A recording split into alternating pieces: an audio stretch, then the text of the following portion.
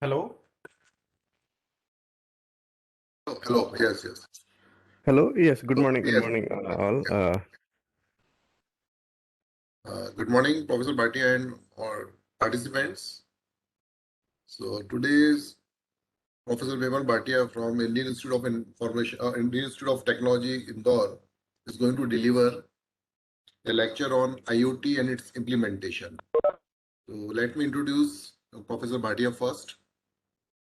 So Professor Vimal Bhatia is currently working as a professor with the Indian Institute of Technology, Indore, India, and is an adjunct faculty at IIT Delhi and IIIT Delhi.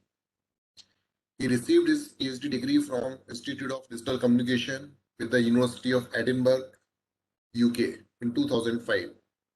During PhD, he also received the IEEE Fellowship for Collaborative Research at the Department of Systems and Computer Engineering, Carleton University, Canada, and is a young faculty research fellow from METI, Government of India.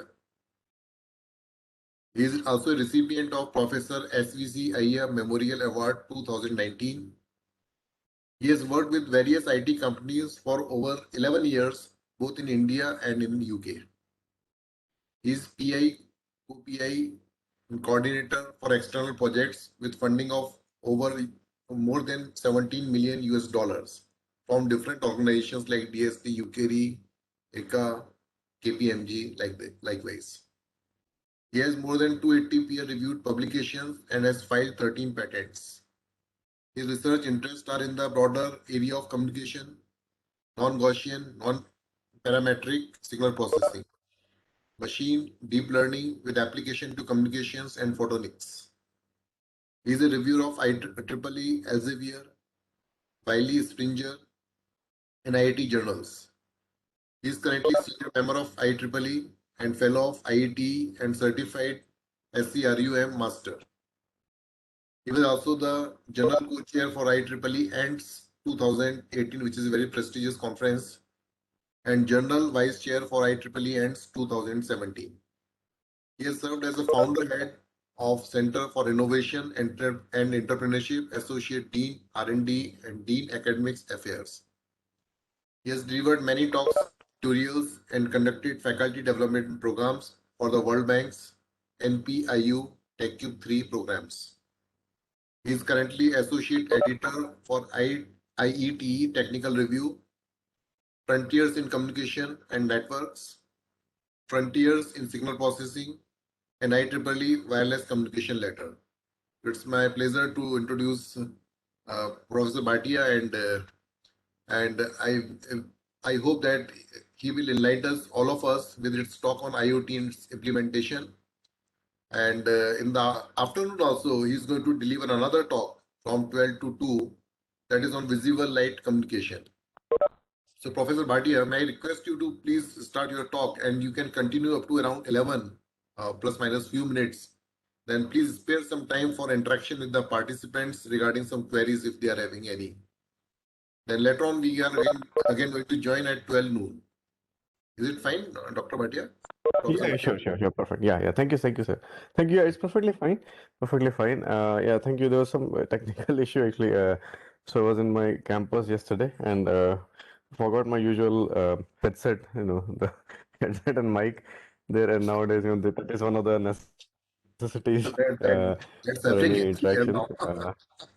I quickly borrowed it, and that's why I just tested it before the thing that it's working fine. So Okay, just a small technical glitch. that's But yeah, I'll remember to get sorted it. out. uh, Yeah, I sorted out now. Yeah, yeah, Uh, yeah, yeah. And I'll get my, I think, original back tomorrow if I go there. So I'll get it back again. So we are not going every day. So try to go alternate or yeah, yeah. few days Same a thing week. is same thing is here also. Same thing. Alternate Yeah, days. Yeah, yeah. yeah, Could you yeah. please share your presentation? If let's see whether it's coming properly or not.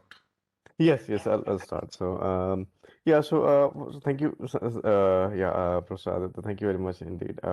Actually, I just got one or two slides in the beginning about the broader area that we work on, and then we'll go into IoT, and then as time permits, I'll look at probably Raspberry Pi or one of those things, and we have done some videos as well.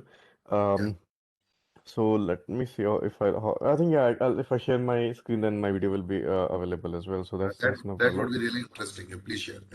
So we'll do that as well. Yeah. Yeah, so good morning all.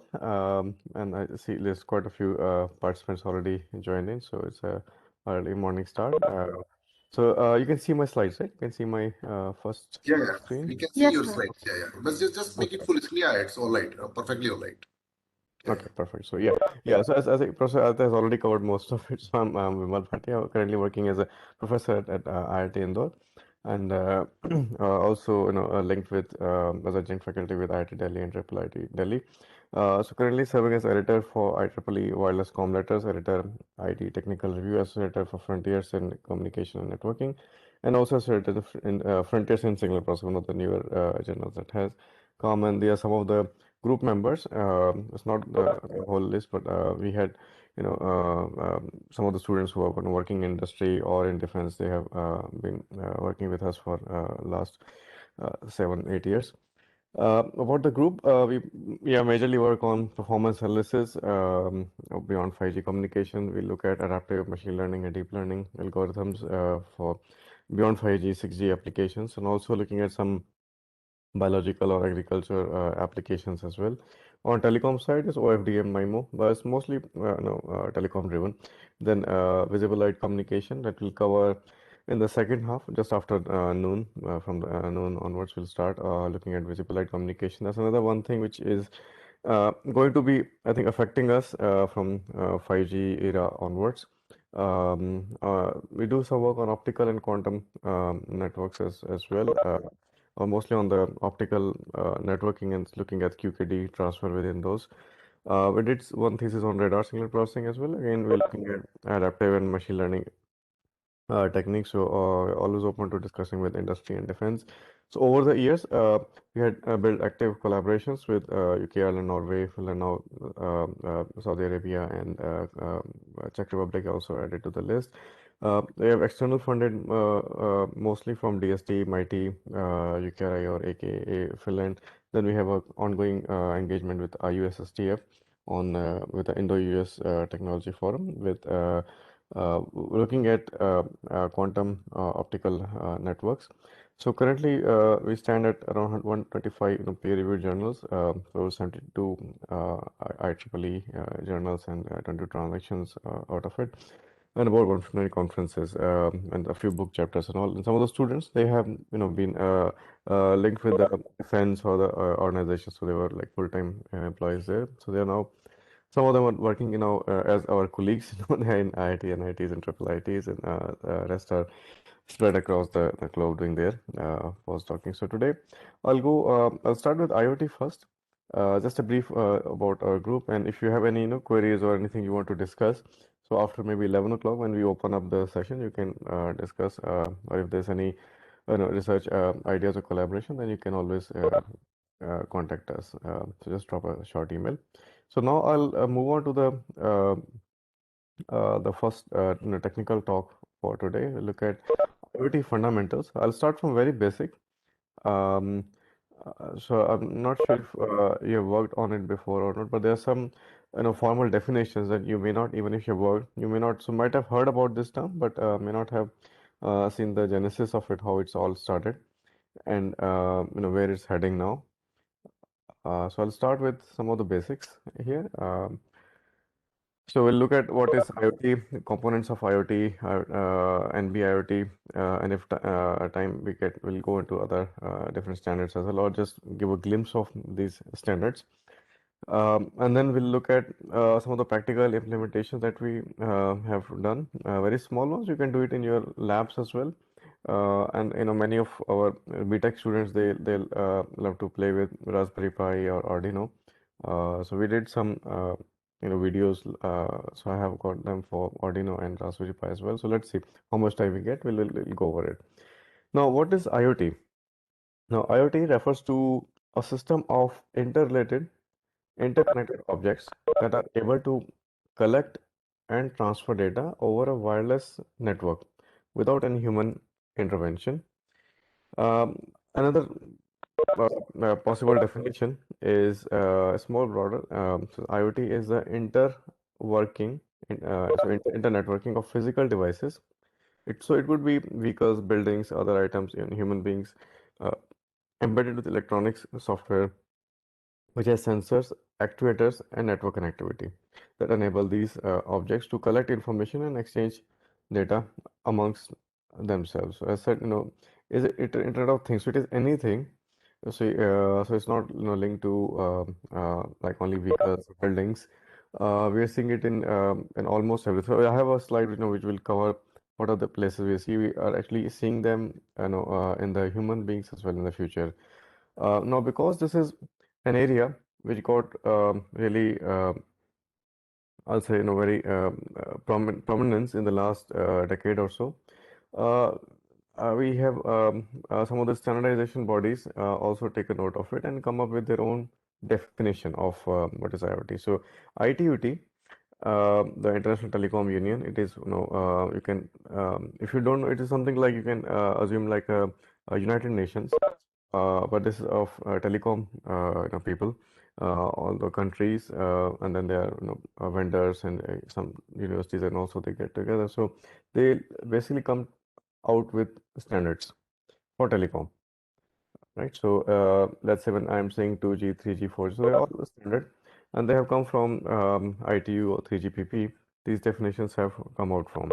So ITU is the International Telecom Union, which comes up with standards for telecommunication network. So they saw there was a big interest, a lot of new developments were happening. So they came up with their own definition. So their definition is what I have noted down here, and it is given in recommendation ITUT-Y.2060. So anybody can go do a search, download that recommendation, and in that recommendation, this definition would be mentioned. Now, the IoT can be viewed as a global infrastructure for information society, enabling advanced services by interconnecting physical and virtual things based on existing and evolving. Now, because technologies are there and they will evolve, we are now we moved from the 3G, 4G, now we are moving it on 5G pretty soon. So they will be evolving. So that's why the definition is very broad, existing and evolving interoperable ICT technologies, right? So these all, telecom standards are changing. The optical fiber thing is changing. Also, the ICT world, new technologies like blockchain, they're all coming in. So the definition is very broad that IoT could be seen as a global infrastructure because it's not only where, let's say, in your campus environment, but it is everywhere. We have sensors are everywhere transmitting over a network, and then some analytics is done somewhere maybe very far away as well. So it is like a global infrastructure of our information society. So now we're living in a information society. There's that all is collected and some analytics done on it. So let's now look at five different fundamental things that define an IoT network. So I have a interconnectivity here. So these are some of the fundamental characteristics of IoT. First is interconnectivity. So with regards to IoT, so these are the four fundamental things. So first is the interconnectivity, that with regards to IoT, anything can be interconnected with a global ICT infrastructure. It has to be connected. So when it says Internet of Things, so it has to connect to internet, right? It needs to have some ICT infrastructure at the back end where it can connect, they can talk to each other. Then so it could be wireless or wired or in any means, but through optical directly. Though, but it has to be interconnected. Now, heterogeneity. The devices in IoT are heterogeneous as based on different hardware platforms and networks. So it is not suggesting that you use a Raspberry Pi, Arduino, or a particular processor. So it is anything, any different type of hardware, and it could be multiple people building them, multiple manufacturers may be building them, and they could also be from different networks. So you could have a IoT setup with wireless LAN, some sensors connected to your LAN local area network, and some maybe connected to RAN or even custom networks or LoRaN or something. So there is a mix and match of different types of networks. We'll look at them again in detail. This is just a brief overview. So dynamic changes. Then, because the state of devices change dynamically, sleeping or waking up. So, it could be example like you have a sensor which maybe has to send some information once in an hour or once in 2 hours. So it can go to sleep, right? So when it's not transmitting, the good part is not using its battery. Also, it's not sending any RF if it's wirelessly connected, any wireless interference in the environment as well. So it has to be dynamic. Also, the sensors or the IoT devices may be connected or disconnected. So there is changes that are going to happen. So it has to be robust to dynamic changes, including the location and the speed. And moreover, the number of devices is also changing dramatically, right? So we will I have actually a slide which I think just after this one, so, just the next will show you. So basically, we have also seen that if you go back, let's say 15 years back or even 20 years back, we would probably have one landline phone in a home. Now we have at least two wireless devices per person, either two handsets or a laptop or a mobile phone. So there are the scale and the number of devices have increased. And enormous scale is this is one thing which makes it different from other technology and why it is so popular now because it's an enormous scale. The number of devices that needs to be managed and that communicate with each other is now coming close to 10 times the human population. So you have more number of devices being connected to internet and devices are not talking to each other. There's no need for human intervention when devices can talk to each other. So when I say devices, it could be your machines talking to each other, autonomous vehicles. So there's various applications of IoT setup. Basically, now they are actually more in number than the human beings. And this is the slide that shows us where we are heading. So if you look back in 2003, the human population was 6.3 billion on this planet. Connected devices were 500 million. So the ratio comes out to be 0.08. So around the 2007, 2008 times, we were about the same. So around the same population with the same number of devices. And then we crossed over. We started to have more number of devices than people. So in 2010, we had 6.8 billion humans and 12.5 billion devices. Now we fast forward to 5 more years. So in 2015, we see 7.2 billion is the world population and connected devices being 25 billion. So factor around 3.5. Now in 2020, it is stands at 7.6 billion and around 50 billion devices stands at 6.7, 6.58 or let's say 7 times. And this is increasing as it is. So by let's say another when the next figures come in for the next 5 years, we should be close to a figure of 10 times the number of devices in the human population. And this is something which has not happened overnight. Again, this terms have been around for last 16 years or so. And but the idea was even older, came around 1970s. And some of us who were, let's say, already working in ICT or were interested in ICT would have heard about things like embedded internet or pervasive computing around the late 1990s or early 2000. At that time, Microsoft was a major player. They were pushing pervasive computing, and then Google and others they came in. So there's a lot of no, the immersive experiences now what we call them, but these were some of the things which were coming like pervasive computing. So you have as in so this is like you have a painting, you want to change the image in that painting, you can change it, or you have a table which can change different colors like LCD screen, but a lot of things. So they were like they're already talking about these things in late 1990s and early 2000. Now, in the year 1999, Kevin Aston was working for Procter and Gamble. Now we know P&G is a popular brand for cosmetics and other FMCG products. They they're not technology people, but there was this fellow working there, Kevin, who was looking at how to optimize the supply chain management. So he's looking at if he can use RFID technology and in late 1990s, as some of us were linked to internet at that time. So we were, at that time, internet was a very popular uh, technology.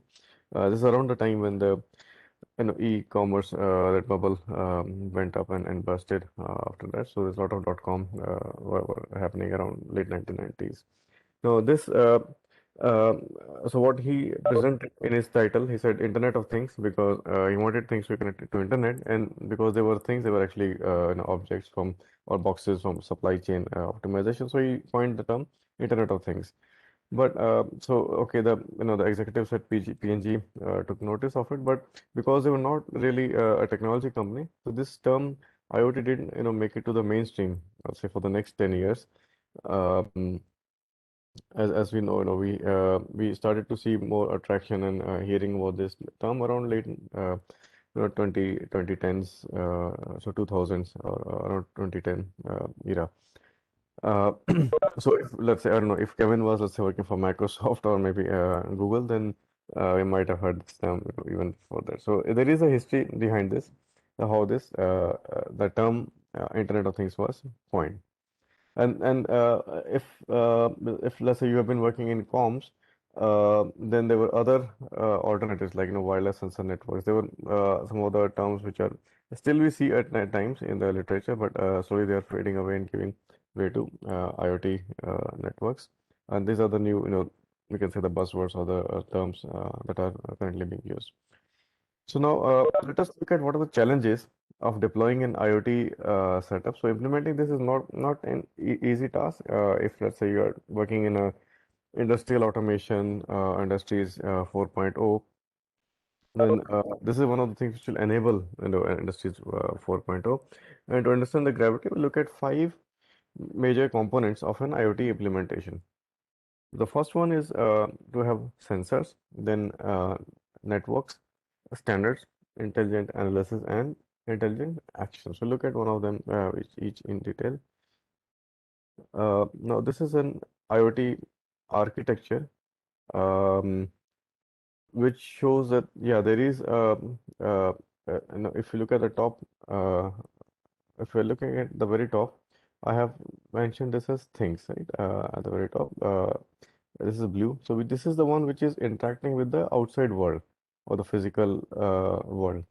Right? So this is, and then after that, it's all the virtual world within the device itself. So the things which with which the interaction happens is through sensors and actuators. So these are the two things which are two components of an IoT architecture which will interact with the outside world or the cyber physical world. Now after that, it's all the cyber world from CPU, OS, and then on. So now once the data is within the system, we can use CPU, or let's say when you have to push the data out, when it has gone past CPU, gone to actuators, and it's out of the system. So from CPU, we can use different type of CPU. So it doesn't specify which specific CPU you have to use. Again, OS, there's many, will cover some of them. Connectivity, data transport. Then because we're using different type of protocols, there will be different gateways, and then before it goes to the internet. Then because they are all creating so much data, we have to store it somewhere. We can use different type of structured or non-structured databases.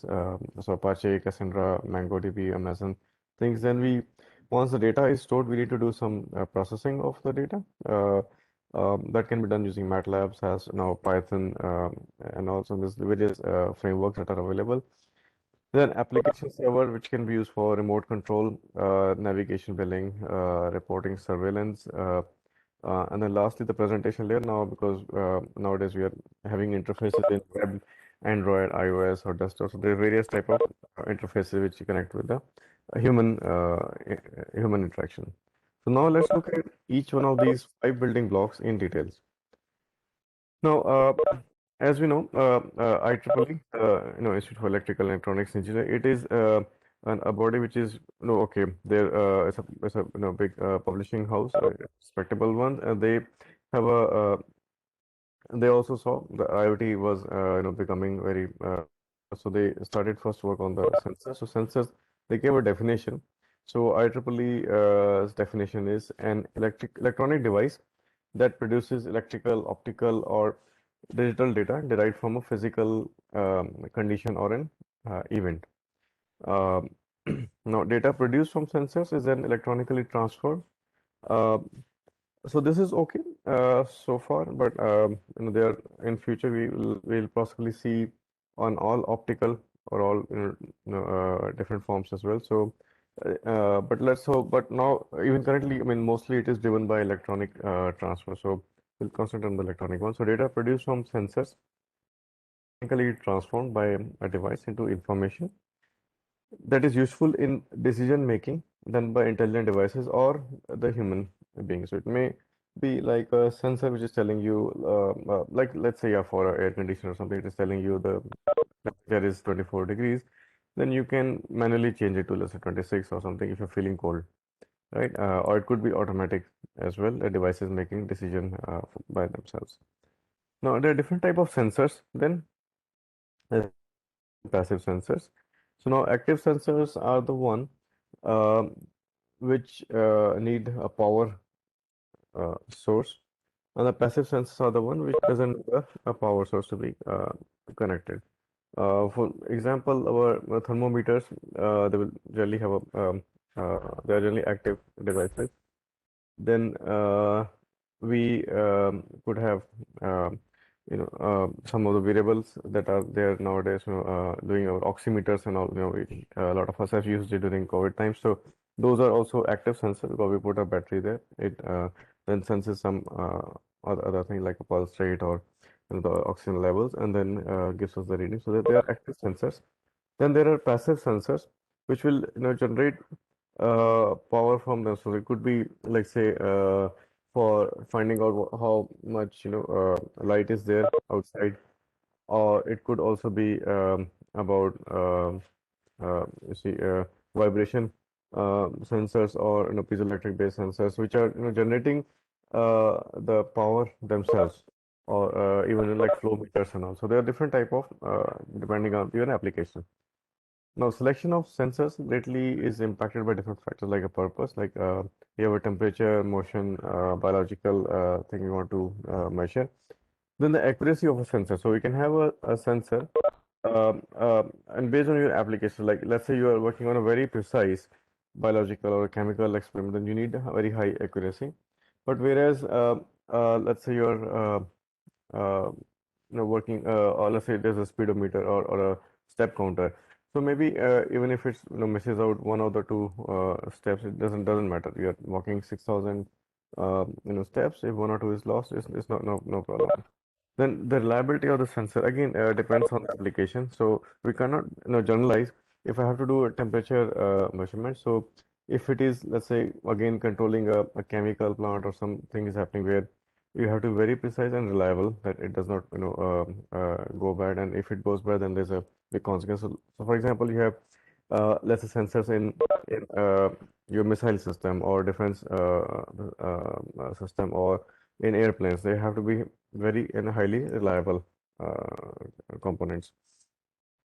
Then the range, but otherwise, if I am having a sensor for my home, then and the application not not related to safety or something, then I'm fine. Even if it's same, I can go and change it. So for me, the cost would matter than the if it's liable to run for 10 years or not. Then the range. Uh, Now, if I'm let's say using a temperature sensor, I need to actually know for my IoT setup which where I'm putting my IoT setup. So let's say you are an a farmer doing agriculture, let's say in Madhya Pradesh. So we know if you want to do a temperature measurement, it will hardly go around zero in the winters, and summer okay maybe 40 plus 50 degrees. So you might go for a temperature sensor between the range 0 and 50, which cover most of your time. Whereas let's say you are working in Himalayas or in Kashmir or maybe in the North Pole. In those places, you will not expect the temperature to go let's say plus 15 to 20 degrees. So, but your range will be then from minus of 15, 20, 30 degrees. So that you need to know. So, which and where your IoT setup is going to be done, and based on that, you can set up your range. Similar thing with the temperature sensor as well. If you're doing, working with the human beings, you know the temperature range it has to be. But if it's a, let's say a foundry where iron is melted, so it has to be in hundreds, thousands of degrees. Uh, then on the sensor, there's a resolution is another important factor. Um, because in some situation you might be okay if the resolution is, let's say, if I'm from a human being, if I'm doing a temperature measurement, so resolution of 1 point is after decimal is okay, one significant digit, but other things it may not be. So again, on your application, you'll have to choose a particular sensor. Then level of intelligence. So this is very interesting thing, which is again evolved over the years because we are now seeing the sensors are costing lower. Their prices are coming lower. They're smarter. They're smaller, and they can deal with noise and interference as well. Some of them. We see, the cameras in our phones. They do a lot of time their own image processing algorithms are there. Even after so many years, even a lot of scratches on your camera, but still the image, the picture is looks good, right? So they and that is a very important thing for any IoT practical deployment that you're doing. If the sensor itself is able to fix these issues of noise or interference, then a lot of your further processing goes away. And this is actually happening already. We are seeing them in the practice too. Okay, with the limited thing, so you might, let's say, have to use other algorithms to remove noise or improve the quality of image. But to a certain extent, they also try to do it, fix it. So once you have deployed your sensors, then the next thing is to connect them to the network. Now, the second step of this implementation is to transmit the signals collected by sensors over a network with all different type of communication. Like it could be through different routers, bridges, it could be for local area network or metropolitan area network or wide area network. Then there are various technologies like it could be connected to Wi-Fi. So if in home I can connect to Wi-Fi or a Bluetooth sensor, then low power Wi-Fi, WiMAX, regular Ethernet, LTE, or no 4G, 3G, or one of our typical communication wide area communication networks, or recently promising things like Li-Fi. Light fidelity will actually will cover in the next section after noon. Here we are using light as a medium of communication between different type of sensors. So here, as I was telling you before that, yeah, in IEEE definition, after IEEE definition, they was talking about processing in electrical domain, but it may not be the same all throughout. Maybe in this decade, we'll see the information from optical domain being processed and signal processing, everything done in optics itself rather than coming to electrical domain, changing it and again doing it. So and maybe connection also through optical fiber. So there's an all optical setup. There's no electronics. Converting from one part to another. From optical to electrical, electrical to optical again, which is currently being done. Um, so maybe in the future it will happen, and we can also see that over the years our own consumption of the data and generation of data has also increased. So um, we this just a slide telling you how much data rates have increased because this is also important for an IoT setup. We'll look at in the future slides how and why it is. So around 1980s, we were quite happy with the thing, and data rates were quite low. Happy with about 2 kbps as well. Come the 2G standard, popularly comes by the name of GSM. It's 14 to 64 kbps was good. We were using, SMSs and pagers, and international roaming was a luxury. And even calling, was quite expensive at that time. When we moved closer to 2000, then the 3G started. It came uh, to us a bit later, but around 2002, the 3G was launched. So in another decade, we saw 4G, where the focus moved from small video data telephony to higher bandwidth multimedia applications, global roaming at very much lower cost. Now we're looking at VoLTE technology. So everything has moved to, including the voice and real-time voice transfers, moved to IP network. And now we're looking in 2020s. Now we're looking at 5G. Though the standard is out, the products are there, the deployments are starting, and hopefully soon in India also it will start to happen. In fact, today it was in the news that Reliance is having some annual the AGM meeting, and then there might be some announcements of on 5G deployments. And that is something I think we all have witnessed over the years that when the technology is launched globally, it used to take more number of years before it came to us in India for use. Um, so, for example, 2G was about you can say around 10 years later, or 8 to 10 years. Then 3G again was quite late. 4G it became around when the Geo came up with the services around 2016. So around 6 years from the standardization to this on the rest of the world. 5G we're expecting this to be maybe 2 to 3 years. Okay, Corona derailed it a little bit, but hopefully by 2022 we'll start to see some deployments happening. I think as soon as the licensing and things get sorted, we'll probably start to see these deployments happening from 22. So hopefully from the next year onwards, we'll start to see some traction. So that gap between the technology gap between the rest of I mean the Western world and the India, as you know, really come is coming down. Um, as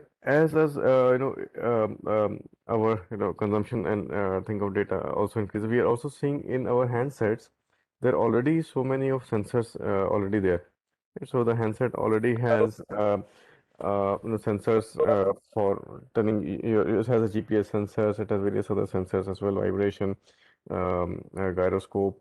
If you're having a smart watch that can do a lot of things, can even do your ECG. So there's a lot of sensors already in a very small device which are able to do. Okay, so now once you have the sensors, then you have the network. Now network again depending on the data rates that you need, and the virtualization is a technology that has from driven from the computer science world, but basically it is helping us in telecom as well. So a lot of these things are now moving to cloud. Our this conference call also going through the cloud. So there's various things like software infrastructure as a service, platform as a service has come in, and another technological advance that happened that is behind IoT is IPv6. Now, if you go back a couple of decades back, in the late 1990s, we're discussing about IPv6 that they'll be coming. Early 2000, we're still talking about it, putting them in the network, but there were no takers there. The Cisco's and all, they're all researching on it, trying to put the device, but nobody's going to buy it in that area. So IPv4 was thought to be sufficient. But now, after a few years, 10, so around 2010, it was seen that yeah, this is not sufficient for an IoT type of deployment, where almost every IoT device needs some kind of an IP address, right? So this is another very basic technology, which many times we miss out, is the one which is driving our current internet traffic. Then these are some services we have used, and most of us have used it, during the COVID era for delivering our lectures and other automation of certain things. So, like Google Space, Dropbox, GoToMeeting, Azure. Now we have WebEx, and there's a lot of other things available. Infrastructure service also. So now let's say when you have a startup or a small company or a university who's trying to build things, they don't need to have the full IT infrastructure of their own. They can lease it, they can pay a rent, and then things go on the cloud itself. And the same thing actually is driving our telecom as well. So in the 5G, when we move towards push towards cloud RAN, so a lot of the signal processing, power allocation, and the upper layers, MAC layer, and all, they're all happening in the cloud. And most of these the antennas that we see, the base station, they'll be like a dummy radio heads. Um, they don't have much processing basically from RF communication. Otherwise, Everything else is going to go to the a cloud, right? Now, challenges facing IoT network is not there's a issue of number of connected devices that are increasing, so it needs to be scalable. Availability of network coverage. Still, many places we don't have a coverage, and we are now looking at an IoT setup like even for a building when they're building, let's say a house or an office, basically an office or a big block of apartments, they can embed some sensors in the within the building itself, which can be there, for the rest of their lives, and maybe for the next 10 years they will work. And that is anyways, one of the vision for 5G to have communication for battery lives for 10 years. So low power, but then there may be certain places, sensors involved, where there's no possibility of a power grid connection. So they need to work on this or energy harvesting or something to do. So that is the and then network coverage. And at times, if you are working on, let's say, autonomous vehicle, you have sensors there.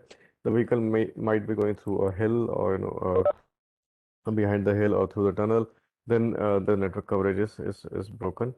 That's one of the challenges. Then security, of course, because your sensors might be stolen or even the data might be stolen or eavesdrop. Power consumption I've already covered.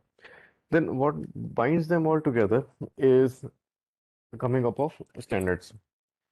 Now, this is the third stage of implementation of an IoT setup where, yes, you have collected the data. Now you have to start processing the data and moving them around the network. So there are various standards that are there through which the data flows.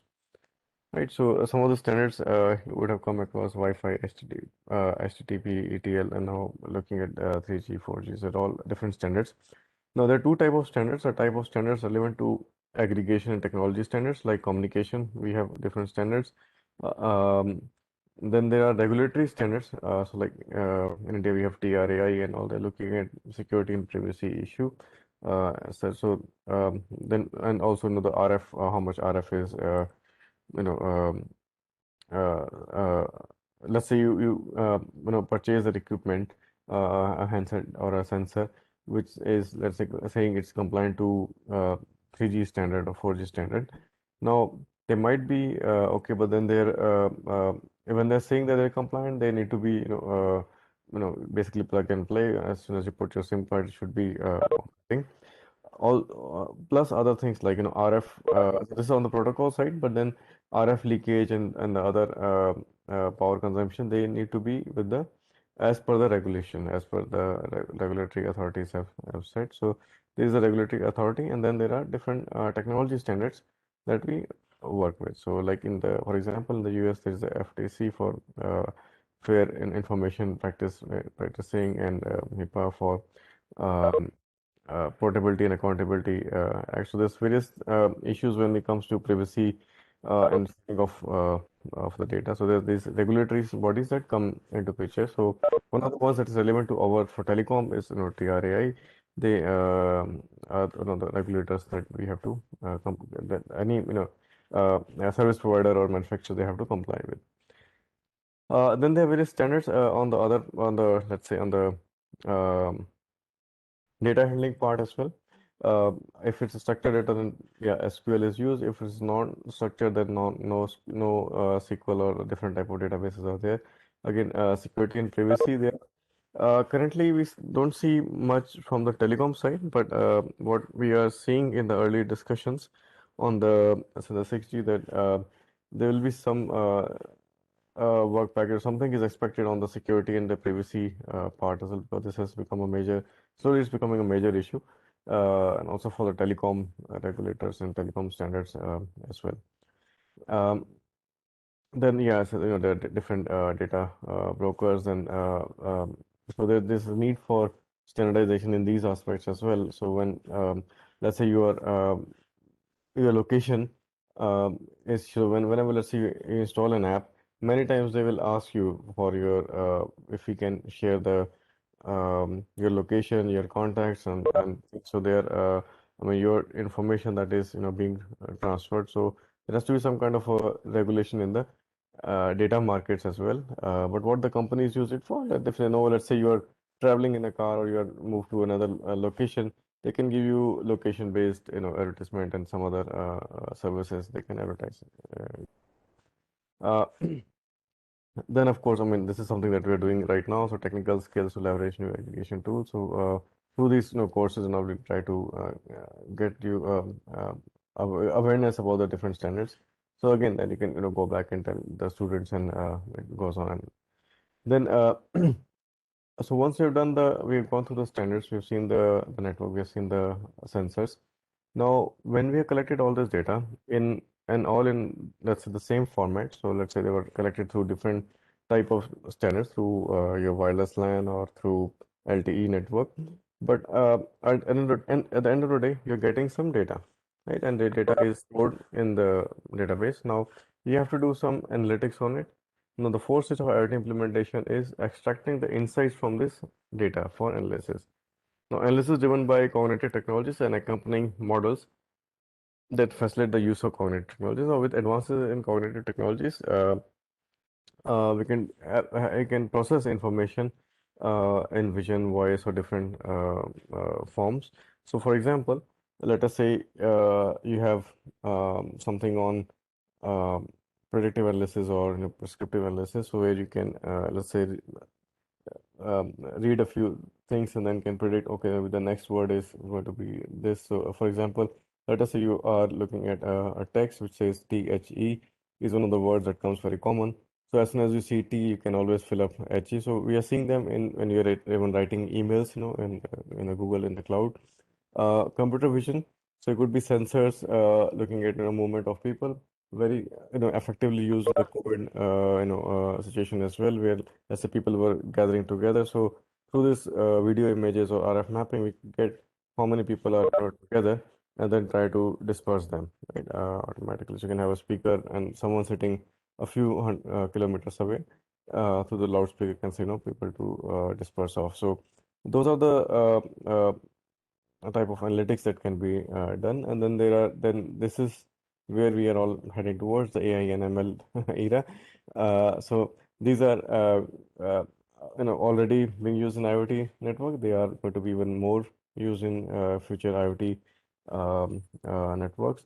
And many of these things where we are seeing that the data is crowdsourced, right, using open source analytics software. So things like we are looking at, oh, you're using those things already, right? When you're doing, let's say you're trying to go from source A to destination B, then then Google Maps or others will tell you, which direction you have to go through, which route to take.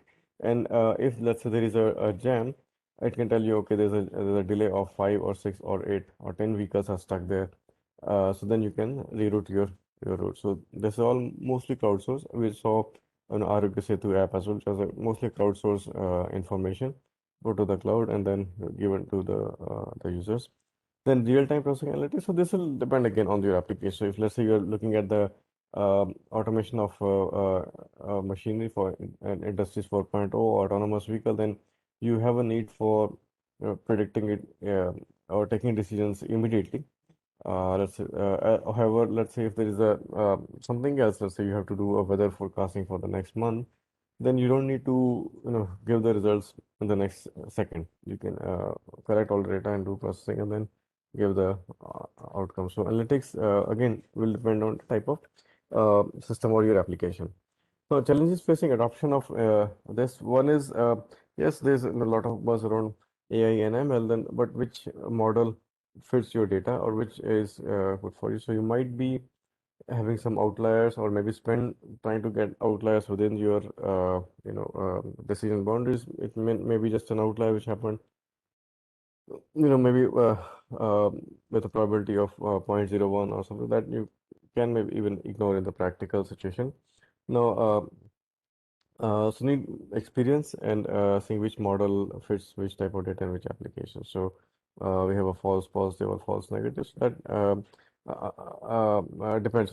Yeah, we can use ML or other algorithms, but you need to know what the algorithm does. Then also looking at the data, we are getting this data from different sources. So it could be structured or unstructured data. So you need to see how you can make sense of this data altogether. Because let's say you're even looking at Let's say a small example, like you're trying to drive on the road and you're want to see, how good the quality of that road is. So you might get information from vibration from the GPS location or some of the other sensors from maybe from the camera. But you're getting this information, but you have to, somehow fuse that information together for a meaningful solution, right? So this is where the analytics comes in. Now, actually, yeah, there's a small type of it. This should say intelligent actions.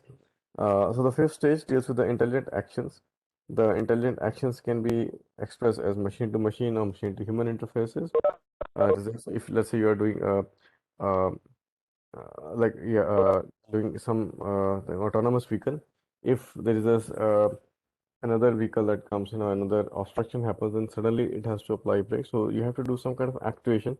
So this process is called actuation from, from let's say machine to the physical world when you're doing. So it could be even, UI, your user interface, or user experience technologies, which are interacting with the cyber, with the physical world, um, which is doing an action given by the machine, or it could be like machine to machine interaction when you're, building a big production line, and one of the machine gets faulty, so that machine can then, go tell the machines before that it has gone faulty, so stop production, or if there's a fire, then it can stop the production in one part of the building. So those things are where machine can take a action by itself. So but there are actuators that are there, which can, so like, if there's a fire, then maybe the fire sprinklers can go on, the fire alarm can go on, can be activated, so they all can be started. So some action is taken there, right? Now that is, as we're seeing, we are seeing the lowering of prices. So a lot of places we are seeing the repetitive behaviors that can be done by the machine itself, which is going further. So now there are still challenges there too, that if let's say there is a unpredictable situation, so you had an autonomous vehicle, and there is somehow autonomous vehicle which was, let's say, trained in states, or even let's say in England, and it was brought over in India, then on our roads it will be very, difficult for it to learn and navigate through the traffic. It could suddenly see an animal or a person jumping in the front, or a bike coming from anywhere. So um, how will machine do, or what actions will it take in unpredictable situation, right? So let's say there was a some roadworks were happening, and there were some diversions.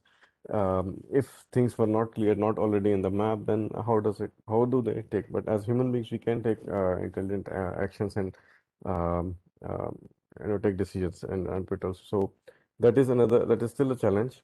The information security and privacy, as talked already before. Machine interoperability, the different types of machines are there, how they will work with each other.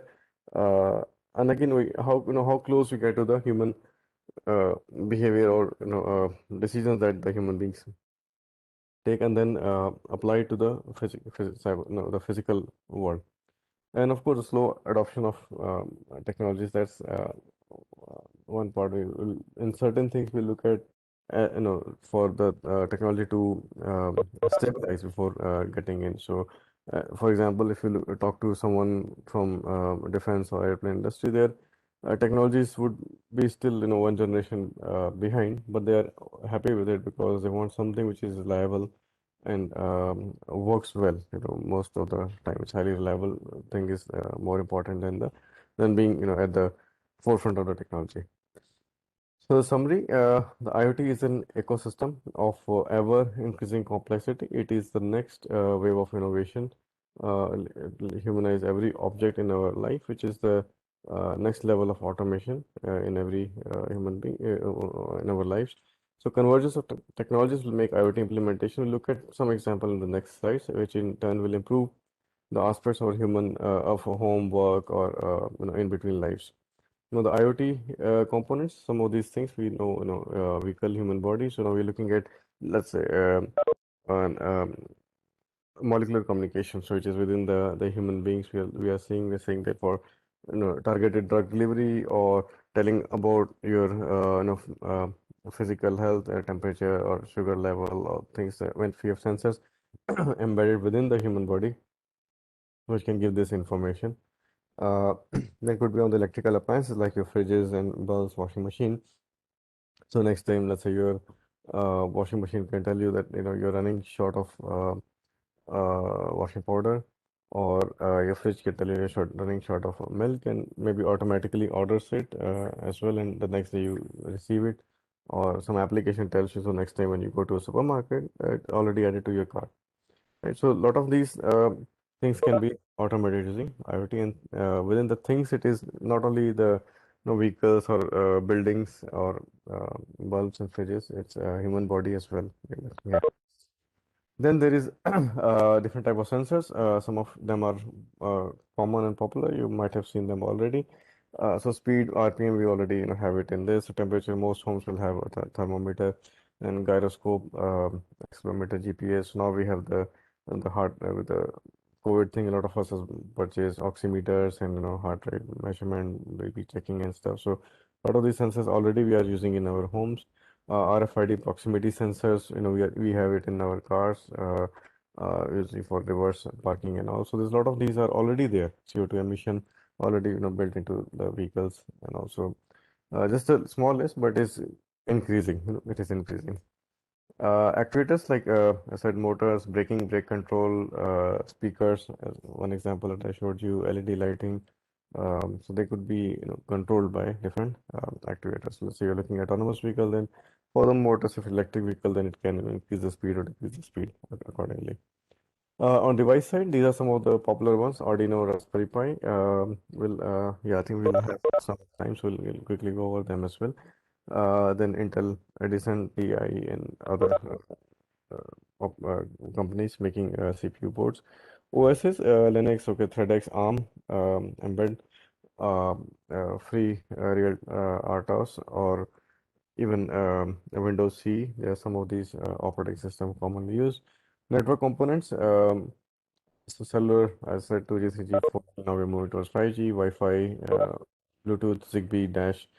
On data transport is HTTP different version, UDP and all, RTP, then gateway, internet things. Now, one of the things which is setting it separate from the, or going to make 5G different than the 4G is introduction of NB-IoT. So this is one such standard which has become very popular for IoT application itself, right? Because many times, many of these applications, as we saw in this through this lecture, we saw the different sensors are there, and these sensors are very uh, maybe doing temperature, humidity, or these kind of sensing or speed. So they need to send very small information, so they don't really need, the full 6 Mbp, megahertz of channel. They are okay with a few kilohertz, and that's why this new standard people start to work towards is NB-IoT. It falls under the 4G chain. So from release 13 onwards, there was a branch of which tried to look at the same GSM maps, look at the same type of channel coding, neurologies, modulation techniques, and higher layers as what is happening currently in it's the 4G standard. But they changed it made it for the narrow bandwidth. So made it, let's say, for the 180, and hence the name narrowband IoT. So 180 kilohertz for uplink resource allocation as a single subcarrier. So now, looking at downlink, we're going for FDM and things. So here we don't have that need.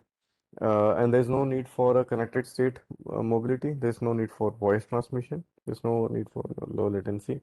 And also here, basically, I can say a very low cost solution for a IoT setup. And then, of course, it got more. So this is one of the standards, NB-IoT, and you can look at these references to go in detail. So in release 14, they added more support for higher data rates and multicast positioning was introduced, and then release 15, they're talking about latency and other things. So based on your application, you can go for 13, 14, 15. But this is one of the parallel standards which is coming out from the or an initiative within the LT. thing, and we'll see them actually more in the 5G. This actually get more formalized in the 5G. Um, now this is something we've already covered. But then we can look at companies like Philips, Samsung, Bayer, Belkin. They are really keen on um, smart homes and IoT, which is making and wearables. This is the next thing. We are seeing a lot of smart devices, smart wearables, which is coming in. We had smart watches from Samsung, Apple, and all, and it can do a lot of. It can tell you, if the person has fallen. It can be used for number of steps, how much you are running, how much calories you have burned. Along with it, it can tell you your heart rate and other things. It can do SOS call as well. So a lot of sensors are there, and this is the next we can say the next big thing in the mobile or the IoT technology.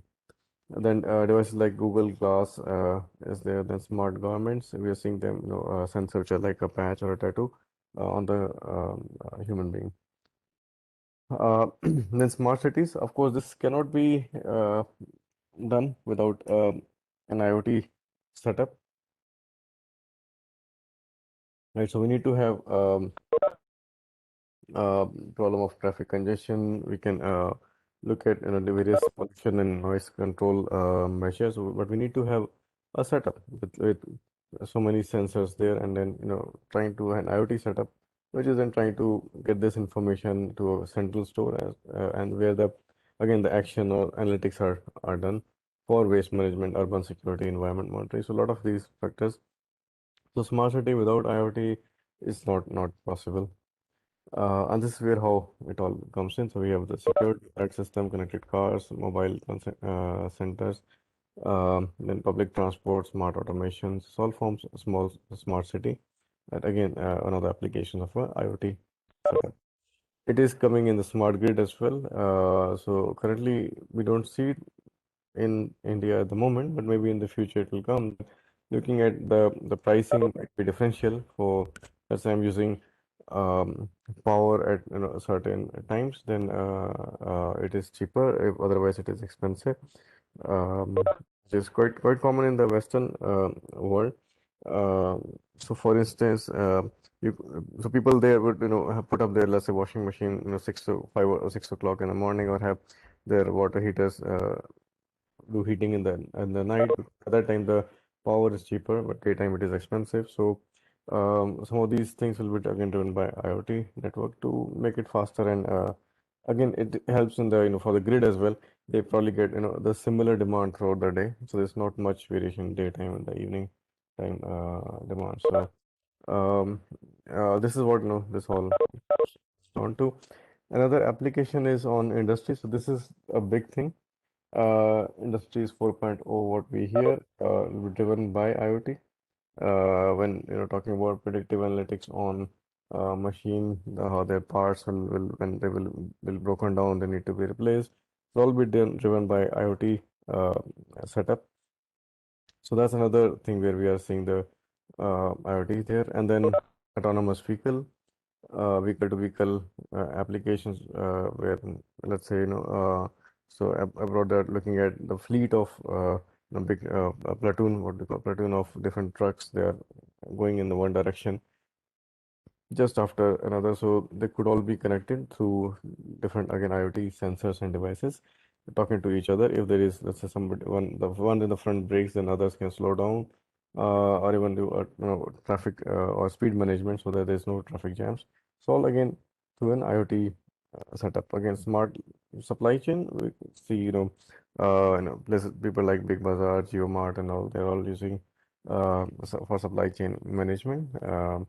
And then we are also seeing, or we'll expect them to see, here as well in India as well, on smart farming, where use of drones um, is coming. So the sensors might be embedded to your husbandry to cows or other animals.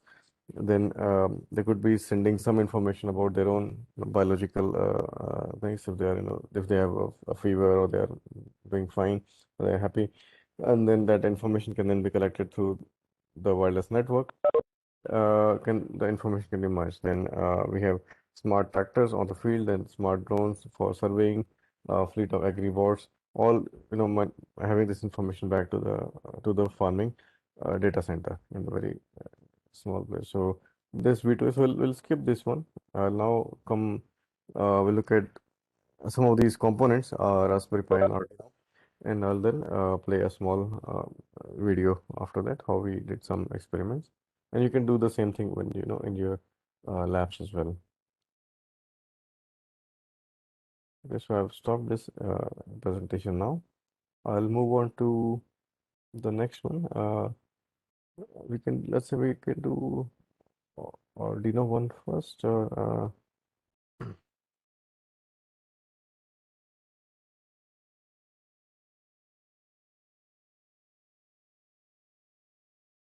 So this is one of the very popular,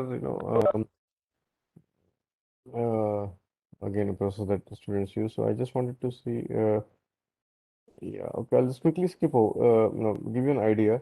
What is, so you might already know, or if you don't know, you'll get a small glimpse of this, and we'll spend more time on the Raspberry Pi one. So that's more becoming more popular, and this was more powerful as well. So now I'm going to make it full screen. So here, so Raspberry Pi is a microcontroller. Now again, single chip one. It contains a processing core, a flash memory for program, I/O, peripherals, RAM, and can be used for GPU. Think for basically microcontroller for an embedded system. So Arduino is an open source physical computing platform. That's why it's very popular with students. It is a small microcontroller board with a USB plug, a simple I/O board, uh, and it's cheaper as well. So students they will mostly get it by themselves and start playing on these easy to use hardware and software. It can be and again programmed in APL, which is similar to C, C++, and it was very popular in 2012, and still a lot of people are a lot of students they use it. So overall, if I look at this block here, it is this is the Arduino kit that we get. So we have a digital I/O test LEDs, USB port, then okay USB controller, then power regulators, this, and then there's a 80 megate microcontroller, and then analog inputs. This is a small Arduino board, and then there are different flavors of this. Similar thing we saw in the Pi as well, and different type of shielding. So it basically should be around 9 or 12 volts. Current consumption is also not large, not 250 milliamperes. So small experiments that can be done um, using uh, Arduino and Arduino IDE. So I'm just quickly going over that. There's a if you're not, if you don't know that, it is not very difficult if you are new to it, and if you already know, then just bear with us for a few minutes that there are different simulators. Why Arduino? So Arduino is open source, as cheap as so $20 is not very expensive. Around 1,000 rupees you get it now. Um, so yeah, it's like a meal outside when you go out. And then there are okay, higher versions like Beagle Bones and others you can look at, and there's so many of them has been sold, and there's still a lot. They go on. So a lot of tinkering labs they're using it. It can be used for various applications.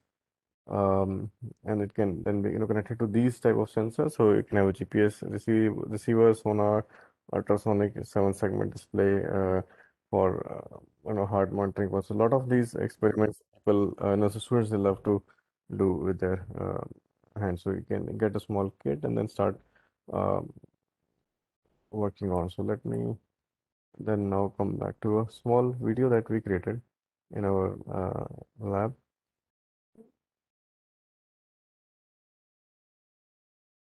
Here we can see the experimental. Now let me see if let me see again. So I should be able to attach the videos to it. So where is the main screen?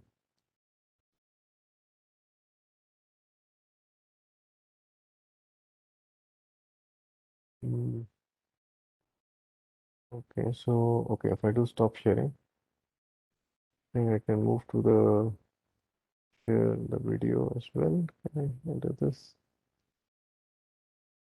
Um, okay, it might be below video media player. Yeah. Okay. So this is something we did in our electronics lab. So you can do it. So I'm just going to play this the first screen, right? Arduino 4. It says, let me just run it. Setup for the PID temperature controller. The main components in these experimental setups are like power supply. It is of 12 volt load power supply. Then controlling power supply. It is of 5 volt. Here the power supply is given to the load via the buck converter. Here the load is of 24 watt resistive and it is heater. Our load is heater. Then we can see the buck converter. It gives the regulated power supply to the load. Then we can see the max 6675. Here it converts the analog signal to a digital signal. It's a sensor module. Here we can see the K-type thermocouple. Then we can see the rotatory switch for temperature setting.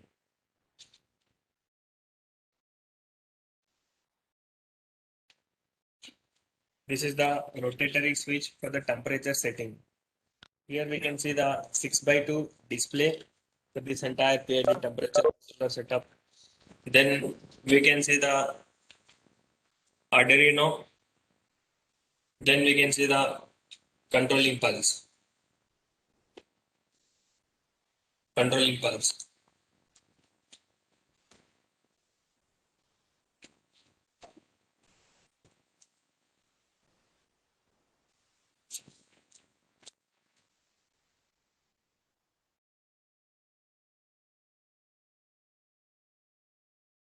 We can see the connection setup according to the schematic connections have been done. Now we can see the code for this entire PID temperature control setup. Here we can see the 6x2 display. S is the set temperature 50 degrees Celsius and R is a real time value which is sensed by the K-type thermocouple using a max 6675.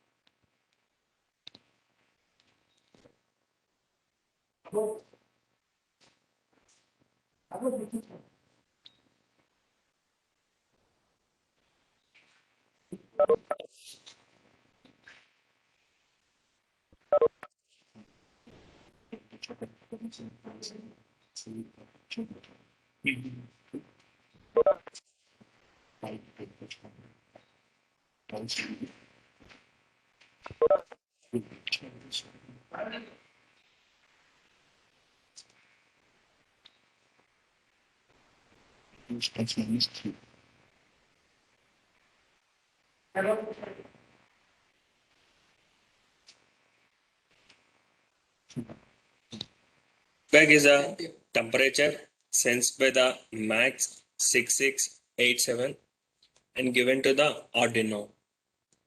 The PID controller code is run on the Arduino platform. Here we set the reference temperature to any desired value. Here in this experiment, we have chosen to 50 degrees Celsius. So the controller will try to maintain the heater temperature around 50 degrees Celsius by varying the duty cycle of the pulse given to the switch of the buck converter. Here we see by varying the duty cycle, we can see the variations in pulse. And accordingly, the variation in the temperature. The values of Kp, Ki, Kd are obtained by the Ziegler nucleus method. Here the Kp reduces the rise time, Ki eliminates the steady state error, Kd increases the stability of the system. This Kp, Ki, Kd are properly tuned for the optimal performance of the system. So the controller will try to maintain the heater temperature around 50 degrees by varying the duty cycle of the pulse given to the switch of the buck converter.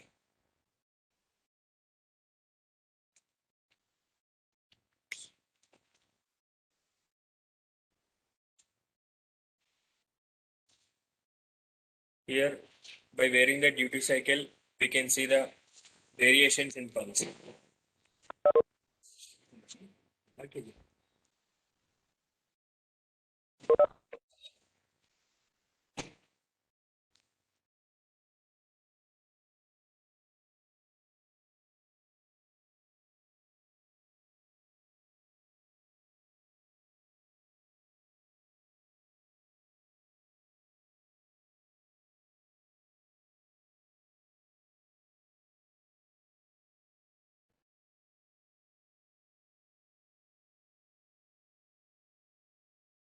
So now as you can see how the pulse is varying with the output temperature that you can observe here. We have set temperature 50.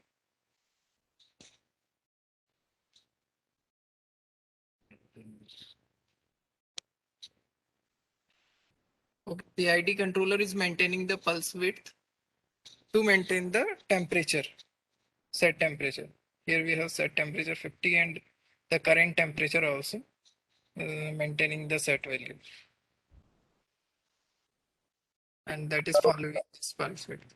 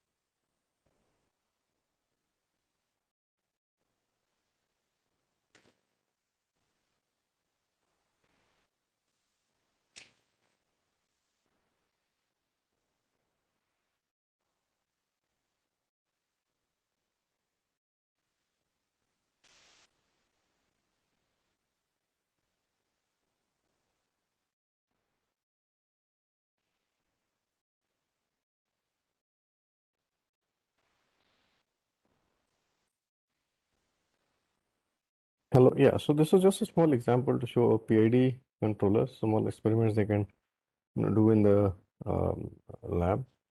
Now let's look at how this can Raspberry Pi can also be used here. So let me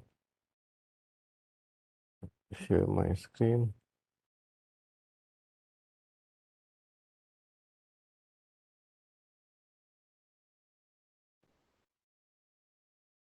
So this is the one. Okay. So this is Raspberry Pi. So Raspberry Pi is another very popular uh, say a single chip computer. It's being used for many applications. It's driving the IoT revolution as well. So this was a small credit card sized single board computer. So developed in UK by the Raspberry Pi Foundation in 2009 by Aidan Upton, who was working at Broadcom, and supported by University of Cambridge Computer Laboratory and Broadcom together to promote this. So the basic idea was to promote computer science studies for kids and adults, but it has sold over 3 million, probably even more, because there was we were trying to procure one and we found that especially during the COVID era, their production line had some issues, and there was the demand also went up very high for this. So this cost very low too. It's around 1,500 to around 2,000, yeah, rupees. And great tool for learning programming languages, computer concepts. You can connect to a display, you can connect to a keyboard, start writing, code there, consumes less than 5 watt of power, supports full HD to 2880p video. So fun experiments that can be done here. So there are different models. Model B plus D and Model A with various type of things. You can start with Model A. It's a very low cost one, and okay, has only 256 SD RAM, but or you can go for Model B as well. So they're not very expensive. Yeah, for IoT applications, you might need more ports. So if there are IoT sensors, they are, let's say, USB enabled or connect to USB, then yeah, you can go for a four USB ports. Um, Again, this is how it looks like, a typical USB, the Raspberry Pi board. That is USB ports you can see on the right, plus the power cable and the processor, the ARM core. Some more technical specs. So it has a processor, it has an ARM core in it. It's a RAM of 256 or 512. It has a video core as well. Then SD card can be put, the cameras it can be connected, and the same with audio as well. RC or different type of connections can be used. And audio output power source is 5 volt, 2 ampere DC power. Power rating is quite low, 600 milliampere, and can run different OSs. So you can run actually your own Linux code on this. So it is okay. You cannot replace it, but still it is okay for many smaller applications. For IoT applications, it can be used as a compute unit. Um, or even let's say you're trying to introduce someone to using computers, so you can do that, right? So let us look at how this can then be connected further. So yeah, there are some applications like wall mounted calendar people have done, uh, a tablet using Raspberry Pi, Pi based phone. Also there are media centers of various applications of Pi. We look at one. We did a very small experiment. We'll just look at it now. So you can play some games. You can build, okay, using different Pis. You can make a big one. But again, the usual use will be in low cost applications like this, HD surveillance camera, learning to programming, um, or things like PID controllers. Okay, it's an overkill for PID controller because it can do much more than that. So if you have, that's a 4 or 5 different type of sensors or some processing you need to do, you can use it. You can have, let's say, have uh, a loudspeaker and a video camera, maybe a GPS and others. So 4 or 5 different sensors can be connected. It has sufficient power to handle them. So this is a small figure of a board. So you can have a HDMI output, Ethernet out, audio, RCA connection, GPIO, and for display. And then you can have some SD card slotting. You can do, and then power is 5 volt, 1 ampere is okay. Now these are some of the things you can have a camera expansion. Then again, as you know, you can put more stuff onto it. You connect it to television or through keyboard and other things. Um, and so these are various, yeah, things you can do. So now let's look at the so not go how you boot it up, but basically if you purchase it, there's a lot of material available for you to configure it. It takes a while because if you're not in a family, it's not simply like plug and play, connect to your laptop and start working away.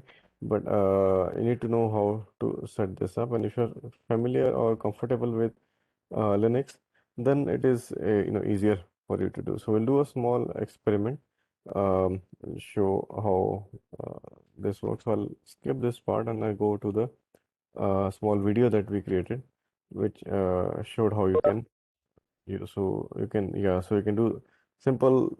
So because it's based on Linux, OS, it's already there. So you can do an echo command that just prints this. So just to test how it works. So this is basically a Pi console that we are seeing here, and gives you a small, console where you can type your commands and run it. So this is how, yeah, okay, let me maybe just go back to this. But there are various type of Linux versions you can have. You can have Fedora, Ubuntu, or other types that can be installed on it. So Raspbian is a free operating system based on Debian. Debian again is one of the most popular uh, distros of Linux. Then based on like GNU and Linux Foundation. So if you want to, so we did some, will not show today, but we have done some experiments on having a small spectrum sensing done using Raspberry Pi and small SDR boards as well in our labs. Um, and yeah, these are the, I think, yeah, I will not go into these details, but you can see these commands. They're similar to your basically the Linux, they're all the Linux commands. So changing this, look into a file or changing the permissions of a file, going as a sudo user, different shells. And then yeah, you can use several programming like C, C++, Python. You can run them on the Raspberry Pi. Now let's look at this example. I'll only click on this. Yeah, let's look at this example now. I'll close this one and then start the video. So stop sharing. Good morning, everyone. Today we will see the introduction about Raspberry Pi module. So here we will, as discussed, we will run some applications, and first we will.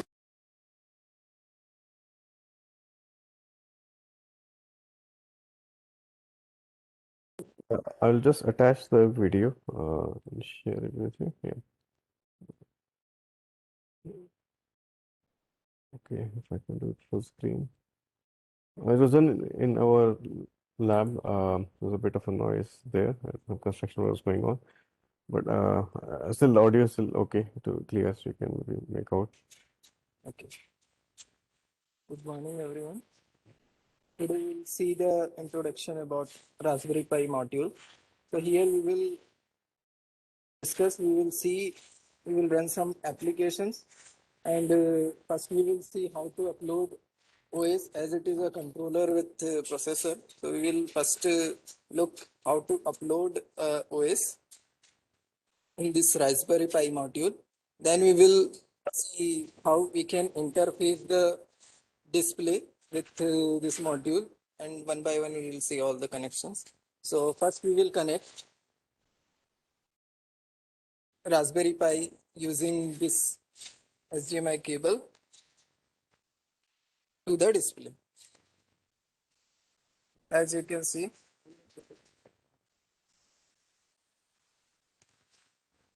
first now we are connecting all the components.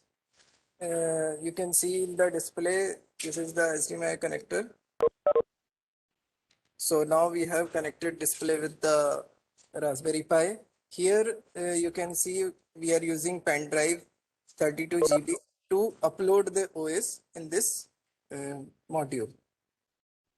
So first, now we will connect this module with system to upload the OS. First, we will download the operating system and we will copy in this pen drive and we will make it bootable.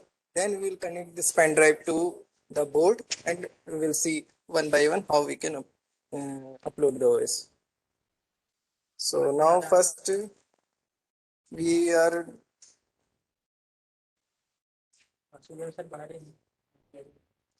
yes, here you can see how we can connect different peripherals with this Raspberry Pi 3 module.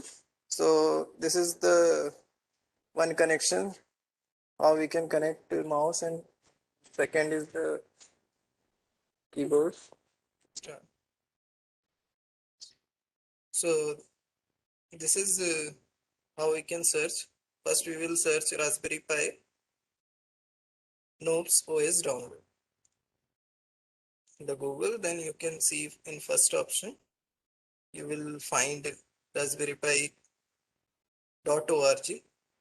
Now you need to click on it.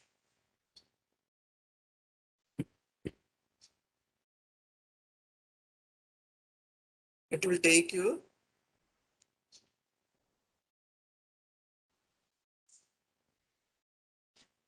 to the website here. You will find two different OS file, Noob and Noob Lite. So you can choose anyone.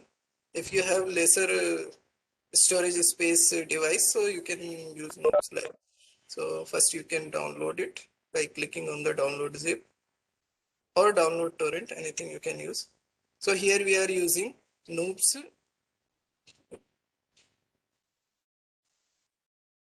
space. You can see 2329 MB it is showing, but you need more than 16 GB because it is a zip file. When it will unzip and when you will install it, it require more than 10 GB. So it is downloading here.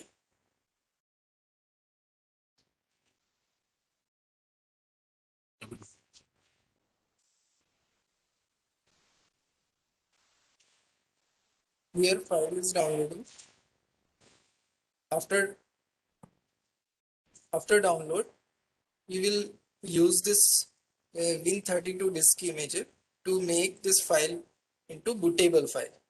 And this bootable file we will copy in pen drive or memory card, and we will connect it like this. We have connected. After connection, automatic OS will start calling.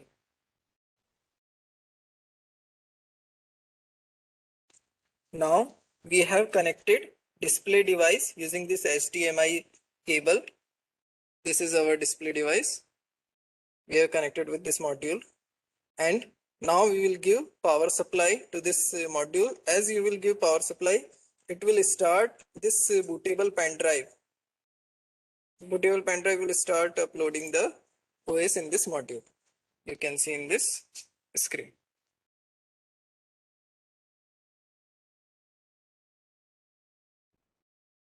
It will take some time.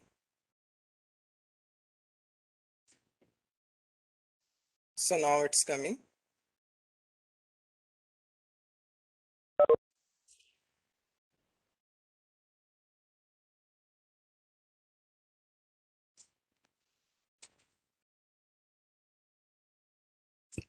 It takes some time to install the OS in the module. After that, we will see a Raspberry Pi window.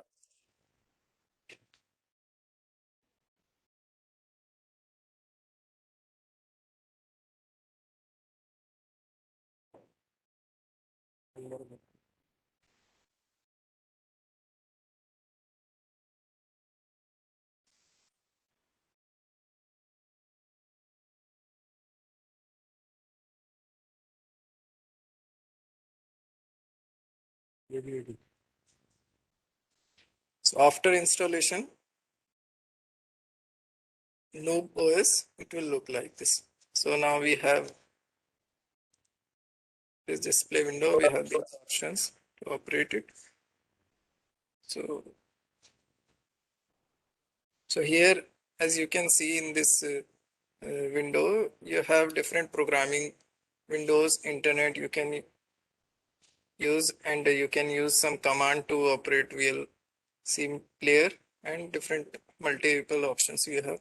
Here in the right side, you can see logo and one Wi-Fi and one Bluetooth. So we can connect with internet, we can use. For programming, we are using Python here. As this module support different multiple language, but we are using here Python to run a simple Blink program.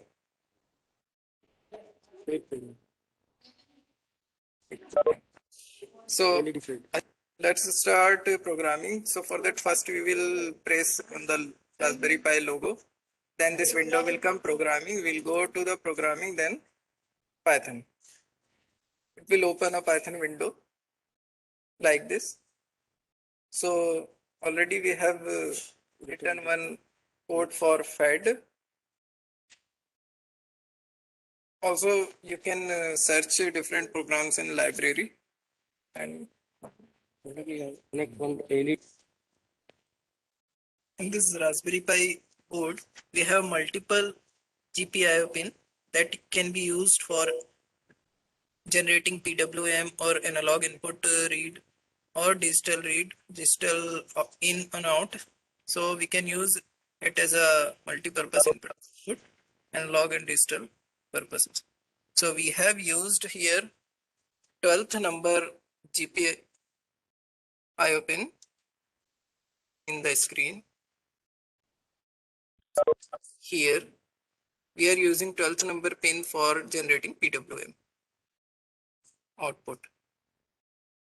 That we will give to this L. So now we will do connection and then we'll see. Here we have used one 220 kilo ohm resistor with one LED. Here we have used 220 ohm resistor with LED. Now we will do connections. So one wire, yellow wire is going to the 12th pin. Like this here, and another is the ground. It will connect with the ground pin. As you can see program in the display, we are using this. We will run this program in the available run option. We will press it. After that, you can see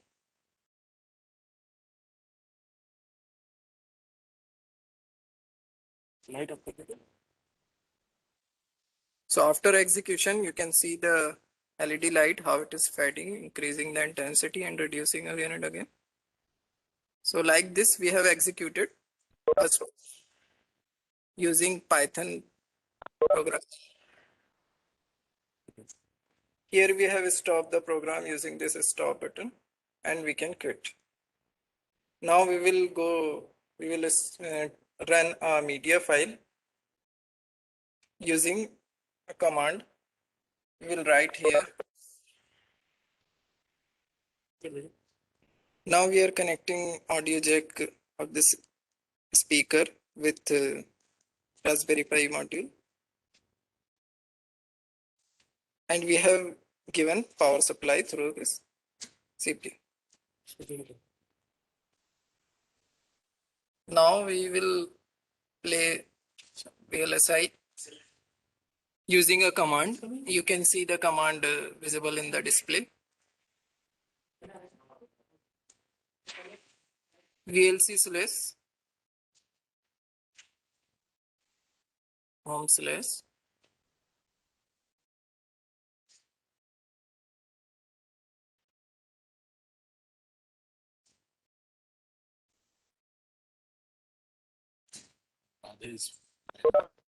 Radhe is the file name stored in this location.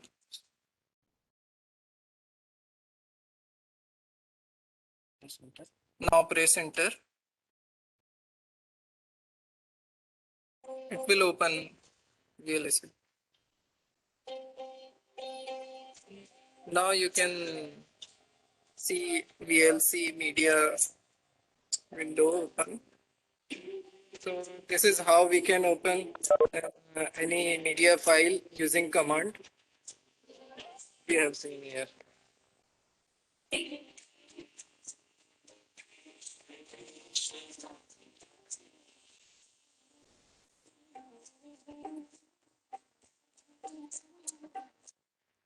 Joining me today.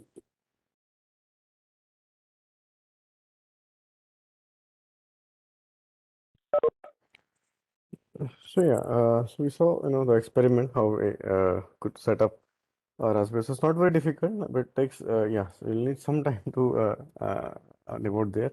But once it is done, then it's easy and you can modify it for different applications. So yeah, I can maybe stop here and we can open the floor for question answers. I think that's okay. Any questions from participants, please? Any doubt, any question?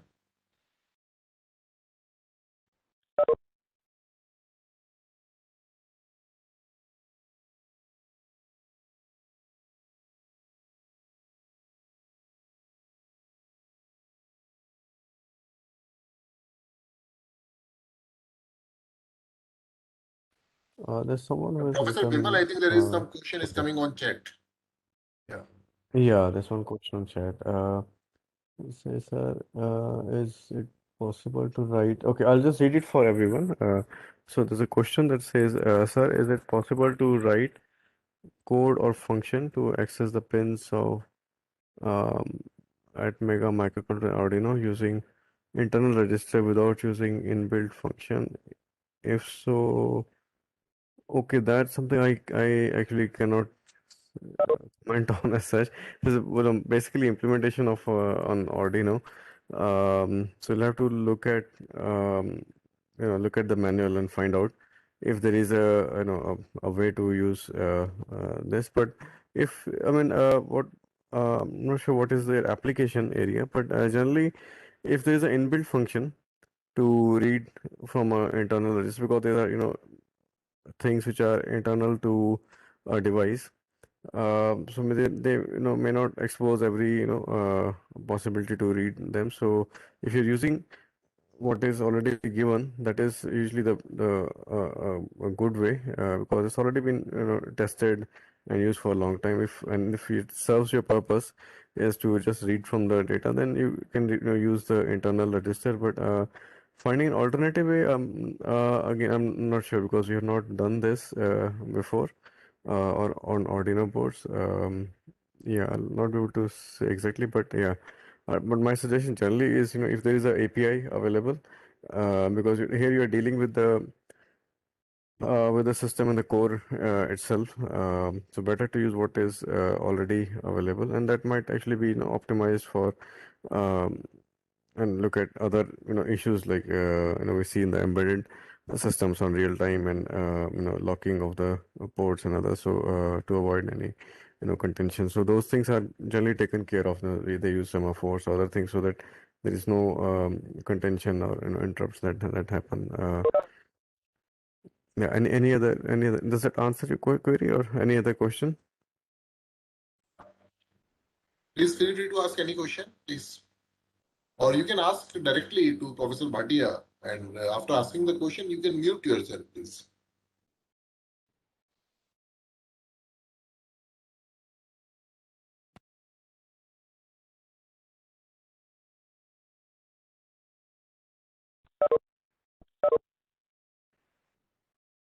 Yeah, so you see, so here the idea was basically to give you a brief overview of IoT. So I won't expect it to be in anyone to be an expert in that.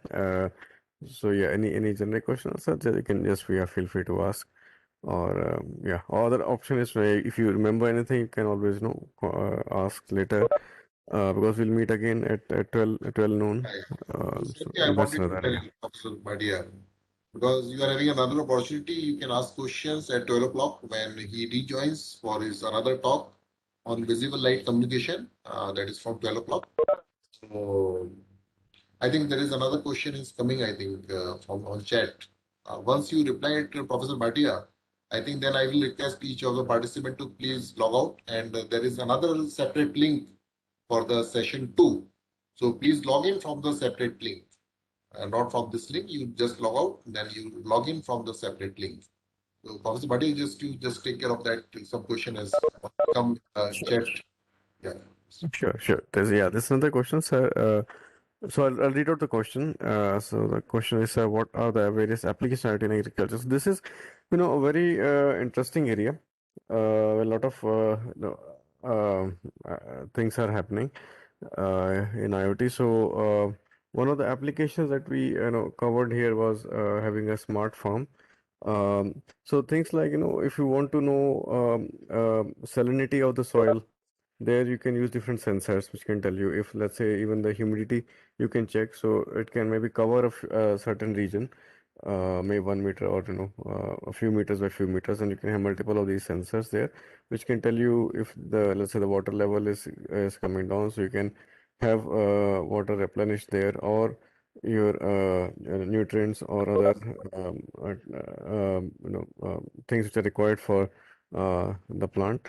Then also in managing the husbandry and all, you have, let's say, a lot of you know animals there, so animals health can be monitored. And usually, as I say, if the cow is happy, then it gives you more, uh, thing. So that is there. Um, I mean, it is coming to agriculture in way. We have been looking at some of the techniques, working closely with the soybean center here and ITD. We have been looking at ways where we are again using sensors to find out if the quality of the seed is good or bad before sowing. Because if you sow a seed and then after a few months you realize that was not a good seed and that it didn't give you the yield.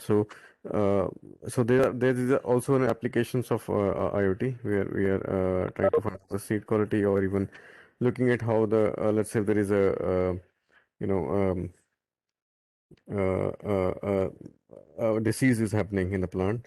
So if from the early images of pictures we can get, if we can find out if there's a seed, there's a rot or charcoal rot or some other type of things are affecting the plant. So agriculture is a greenfield. I think there will be more applications which will come. This is just just to give you a small glimpse of it. But I think there will be more. There will be a lot of them will be coming. Yeah, yes, Professor Bhatia, as you are perfectly right. And in fact, you can use this IoT for your this automatic irrigation kind of thing, where the sensors can collect the moisture of the soil, and then automatic irrigation can take place. That will save a lot of energy as well as water also. And I think one or two more questions have already come. Yeah. I see there's a question of how can we connect IoT, sensor, and blockchain together. Yeah, okay. So they are two different things, but yeah, they will be probably in the future they'll be connected together. So I think the applications for this would be in the well, as you know, with the blockchain, we are seeing is first applications has been into the you see the financial sector. So you can have different, let's say NFC cards or something, and some of the other cards are trying to exchange funds between each other, or not funds, even virtual funds using blockchain registers.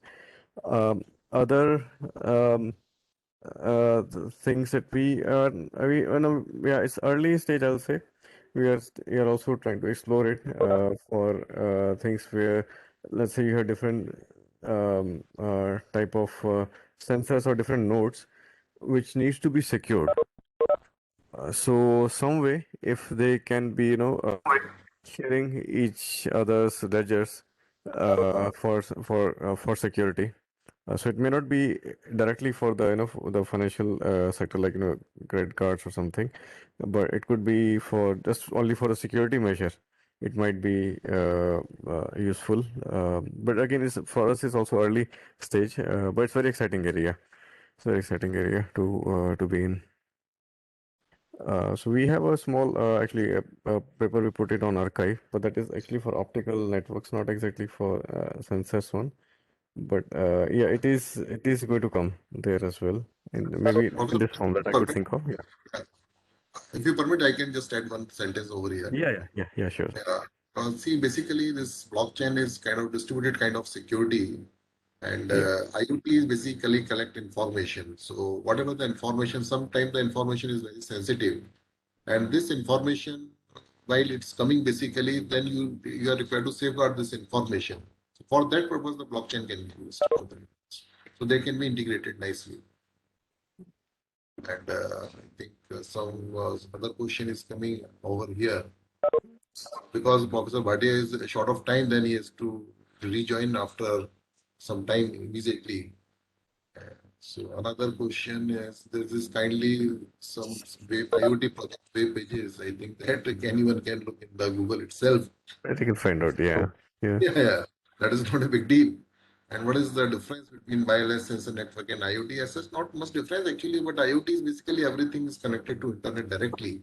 Yes. And wireless sensor may not be connected to internet directly. It may be sending to some sensor head or some central node maybe. Then this central node or could be connected to the internet like that. with a Yeah, small yeah, difference, like things like that. yeah, exactly. So I said WSN is like like a precursor to IoT.